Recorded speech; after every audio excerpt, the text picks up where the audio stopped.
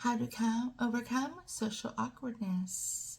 And this one's interesting to me because I've had social awkwardness my whole life. I mean, this is how I've lived because, well, for a long time I didn't know who I really was. I wasn't sure who the authentic me was. But typically, socially awkward people have high intelligence and high sensitivity.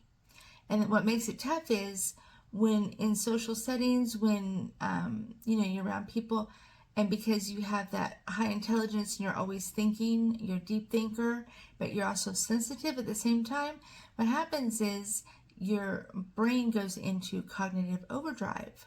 And then what happens is the emotion side of your brain takes over the frontal vortex, which is your social skills, and so your social skills kind of go out the window, and you kind of become this. Sometimes you can become a babbling idiot, or you become like frozen, like you can't quite speak, you can't get the words out, or all of the above.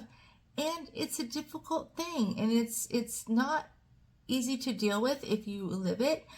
But people think it's shyness, but it's not shyness. It's an actual thing that happens to your brain because it's like two worlds colliding, and the emotional side takes over. So you're not sure, your brain's not quite sure how to react in a social setting because it's not focused on that part of the brain. So that's the scientific explanation. Now, if you are in that situation, or you are used to being in those situations, or you feel socially awkward, what typically happens is you will kind of try to fit in. And that's a huge mistake. And the reason it's a mistake is if you're doing that, and I know I'm not judging, I did this my whole life. I was whatever anybody wanted me to be in that moment, I could do it.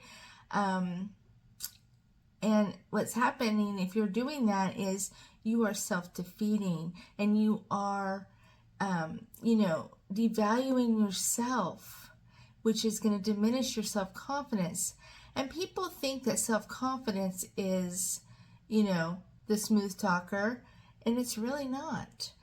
Where you get your self-confidence from is feeling safe within yourself. And this is why it's so important that you accept who you are completely. The good, the bad, the ugly. Accept yourself as you authentically are. Once you do that, you will have that safety within yourself, and that's what gives you confidence. And that will, if you go through you go through the repetitive exercises, little tiny baby steps every single day, pretty soon you will have that safety within yourself and that acceptance of your authentic self, and you will no longer have that collision in your brain, and you will be able to handle yourself a little bit better in social settings. And this is, it's kind of a cool thing. I'm a total recluse, and I've always been. I can't say I've always been because I wasn't acting as my authentic self for a lot of years. So I used to be kind of overcompensating, and I would become like the life of the party. But that's not who I really am. I'm, the closet nerd, and I embrace that now, and I am who I am, and it makes it a lot easier. And you know what? You will be your best version of yourself when you are acting as the authentic you and accepting the authentic you, and be like, you know what? I am what I am. I accept it. I love it, and I'm not going to change. And once you have that attitude, you will shine. Now, the way to get there is you have to start with baby steps. This means, doing little things repetitively. It's repetitive training for your brain. And, like when you go out to a store, make sure that you do, and make eye contact for 1 second. 1 Mississippi. You just have to say that in your head. 1 Mississippi. Okay, you're done. Great. And then the next step is walk through a store, look someone in the eye contact for 1 Mississippi, and say hello or hi. That's it. That's it. Keep doing that over and over. And then when you feel a little bit more confident, you feel a little bit better, go walk through a store, or where there's people, and speak to somebody, like out of the blue. Hi, how you doing today? That's all you need to do. One sentence. Keep doing that. Keep doing that. Keep doing that with eye contact. The one Mississippi eye contact is important.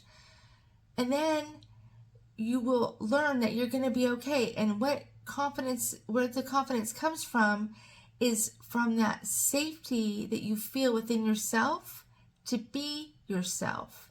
That safety is confidence. Okay? Once you have that, you will become less awkward in social settings. It doesn't take it away completely, but it does make it easier. And you will learn how to kind of, self-regulate yourself so that you're not going to that sensitive side where you are going to forget your social skills. Good luck.